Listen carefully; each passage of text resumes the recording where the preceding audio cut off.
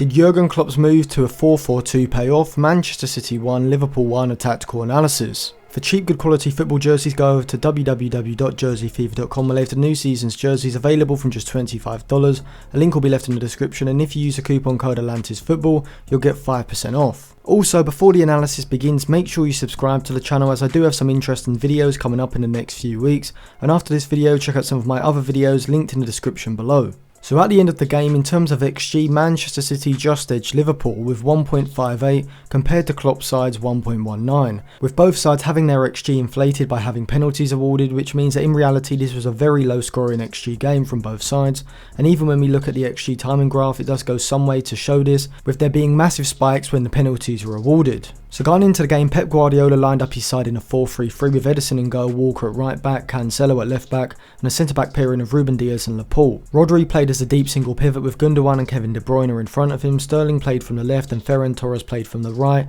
with Gabriel Jesus playing as a central forward. Klopp used a 4-4-2 with Alisson in goal, Trent Alexander-Arnold at right back, Robertson at left back, with a centre back pairing of Joe Gomez and Joe Matip, with Henderson and Wijnaldum playing as a midfield double pivot, with Diego Jota as a right-sided midfielder, Mane from the left, and a front two of Firmino and Salah. From the start of the game, we saw Jurgen Klopp's side defending in a 4-4-2 shape, which is a change from the normal horizontally compact 4-3-3 shape that we normally see them defending. They didn't press City as aggressively as we have seen them do in the past, preferring to sit off in their shape and allow City's centre-backs to have the ball, with the front two instead positioning themselves in order to cut off the passing lane into City's deep single pivot, which was Rodri. City were using a familiar 4-3-3 shape that would become a 2-3-2-3 shape in possession, with the wide attackers holding their width, and Gundogan and especially Kevin De Bruyne sitting higher up the pitch, looking to find space in behind the Liverpool midfield in the half spaces. Cancelo and Walker were deployed in an asymmetric fashion, with one pushing forward down the flank whilst the other on the opposite side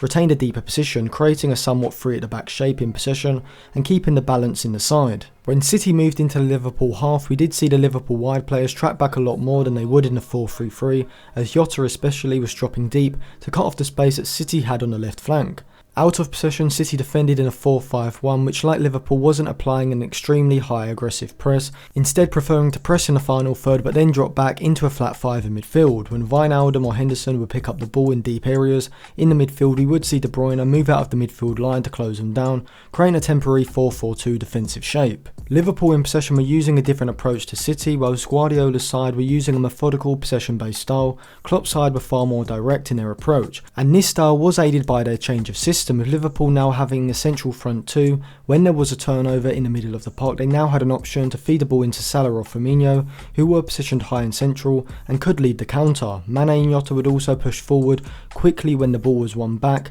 and be available in the space wide of City's central midfield. We would see Salah also peeling off of Laporte and making a run down the side of the centre-back, providing an option in behind the City back line. Liverpool did get the breakthrough 10 minutes into the match. Robertson had the ball on the left flank and played a pass inside to Mane, who was on the corner of the box. Walker should have stayed close to Mane and stopped him being able to turn, but instead he tried to anticipate a return pass into Robertson, allowed Mane to spin him, and in an attempt to get back goal side, brings down Mane and gives Liverpool a penalty, which then allowed Salah to score emphatically from the spot to give Liverpool the lead. The change of system from Klopp was largely down to trying to incorporate Jota into the side, but also it was maybe done in order to get 4 men in the midfield rather than 3, and therefore cope with City's wide possession system a lot better. Usually in Klopp's 4-3-3 what we will see is Liverpool press with a narrow front 3 high up the pitch, looking to press the centre-backs and a deep line midfielder. Then if the press is beaten, we usually see a shape resembling that of a 4-5-1, however the two wide midfielders, usually Salah and Mane, do not track the runs of the fullbacks into the final third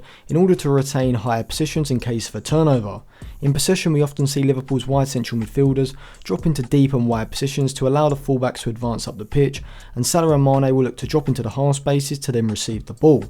However, in their 4-4-2 shape, Liverpool's usual patterns of play weren't as fluid. The fullbacks had to remain deeper because they no longer had the cover from the wide central midfielders, as Liverpool were only playing with a double pivot. This in turn affected the space that was created higher up the pitch for Mane and Salah, as City were able to stay compact vertically and horizontally, nullifying Liverpool's ability to work the ball through the centre of the pitch. We did see Guardiola make a slight tactical change midway through the first half, with De Bruyne pushing further forward up the pitch into a more central position as Gundogan started to drop deep alongside Rodri, creating a 2-4-3-1 possession shape with a double pivot in midfield. This was done because City were finding it hard to play out into Liverpool's half because Salah and Firmino were doing an excellent job of cutting off the passing lanes into Rodri. Having Gundogan alongside him would therefore give City more passing options in the build-up phase and allow Rodri to drop deep in front of the Liverpool front two into the back line to get on the ball, and would entice the Liverpool midfield to push up higher up the pitch in order to press Gundogan and maybe leave space in behind for De Bruyne and Sterling to receive the ball in.